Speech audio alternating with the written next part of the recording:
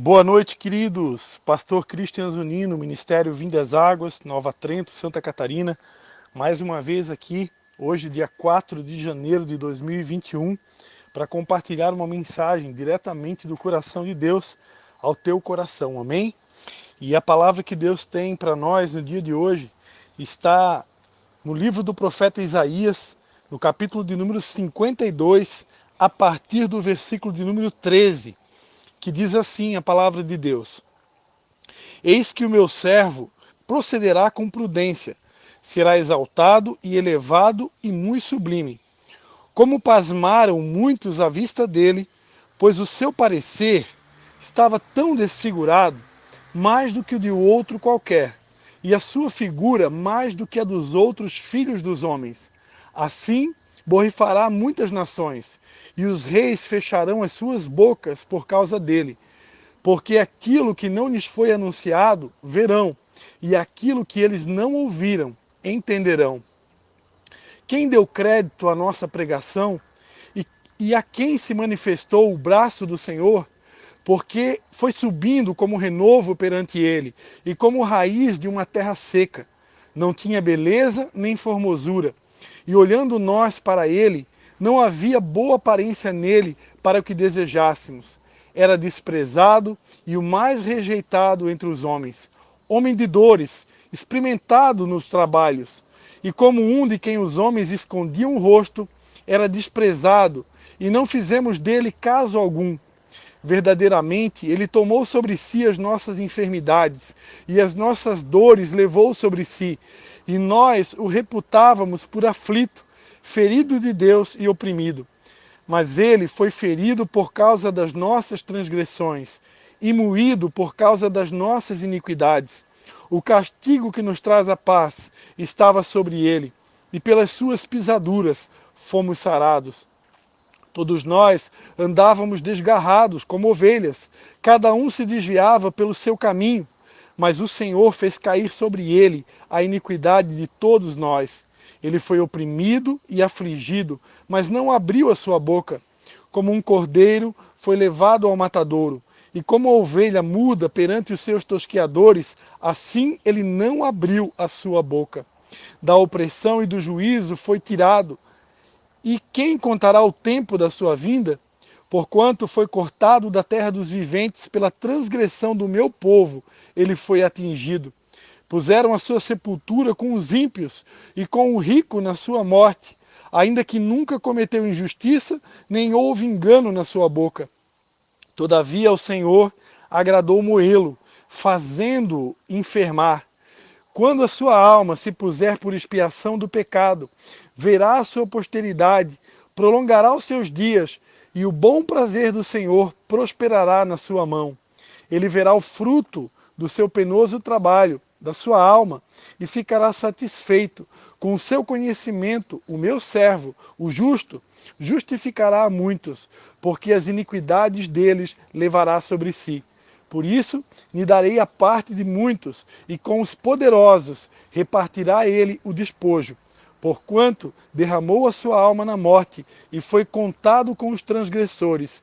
Mas ele levou sobre si o pecado de muitos, e intercedeu pelos transgressores. Amados, tremendo esse texto que nós acabamos de fazer a leitura, não é verdade?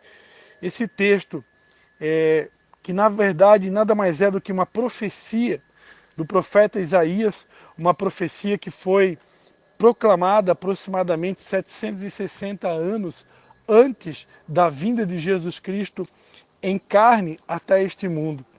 E esse texto que começa no capítulo 52, na verdade, a Bíblia, no seu formato original, ela não tinha capítulos e versículos. Eram pergaminhos, era um escrito corrido.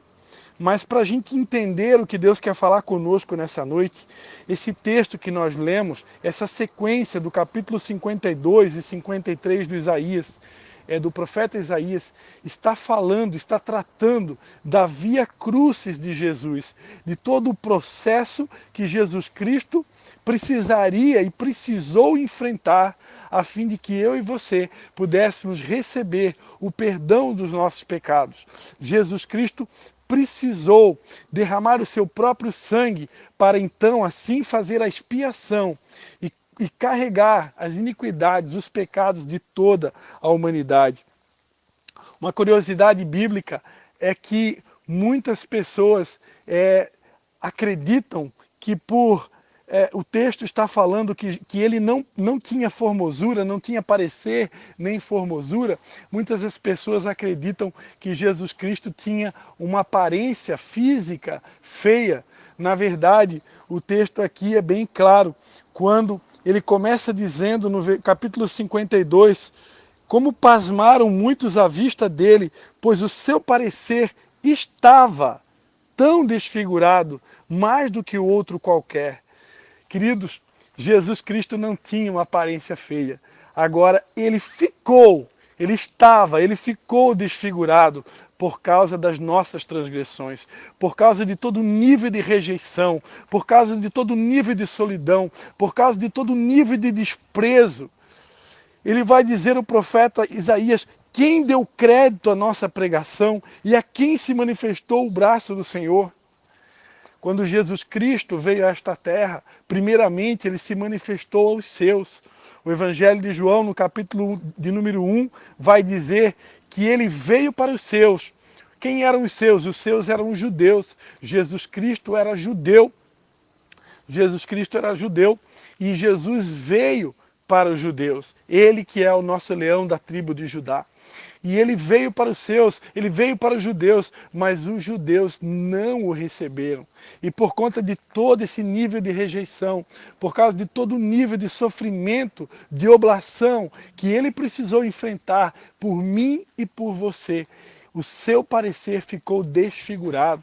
A palavra de Deus vai dizer que após ele ter sido vendido por 30 moedas de prata, ter sido traído por um dos seus 12 discípulos, Judas Iscariotes, ele foi ali então preso pelos soldados romanos e depois do momento que ele foi preso, ele vivenciou uma verdadeira via crucis, onde Jesus Cristo ali foi levado diante de Pôncio Pilatos e ali diante de Pôncio Pilatos ele poderia ter se defendido, mas a palavra de Deus diz, em cumprimento à profecia do profeta Isaías, ele não abriu a sua boca, ou seja, em outras palavras, Jesus Cristo não se defendeu, embora ele tivesse oportunidade para se defender, ele preferiu, ele escolheu a cruz por minha causa, por sua causa. Jesus Cristo, o Cordeiro de Deus que tira o pecado do mundo, um homem santo, um homem puro, um homem inocente, ele não precisava ter morrido naquela cruz, ele não precisava ter padecido todo esse nível de sofrimento, de rejeição e de afronta, mas ele estava com os seus olhos fixos, ele já via eu e você um dia se rendendo a ele, ele já via o fruto do seu penoso trabalho, ele já via a sua posteridade. Eu imagino que ali naquela via dolorosa, Jesus Cristo, ele já estava tendo visões, ele já estava tendo verdadeiros delírios e enxergando o futuro, porque a palavra de Deus diz em Provérbios que assim como você pensa na sua alma, assim é. E eu imagino que Jesus Cristo, ele já estava alimentando a sua alma, pensando no futuro, nas milhares e milhares e milhares de almas que se converteriam a ele, ao nome dele, através da pregação do Evangelho que seria feita após a sua morte e ressurreição. E foi isso que deu força, foi isso que deu energia, foi isso que deu disposição a Cristo para ir até o fim, para realmente assumir a cruz e padecer todo o nível de sofrimento e rejeição que um homem poderia ter enfrentado. Por isso hoje, ele, o autor e consumador da nossa fé, ele tem autoridade para nos dizer, para nos ensinar e para nos instigar e estimular a trilhar este mesmo caminho, este caminho de cruz, mas também um caminho de morte, mas também um caminho de vida, um caminho que dá direito à ressurreição.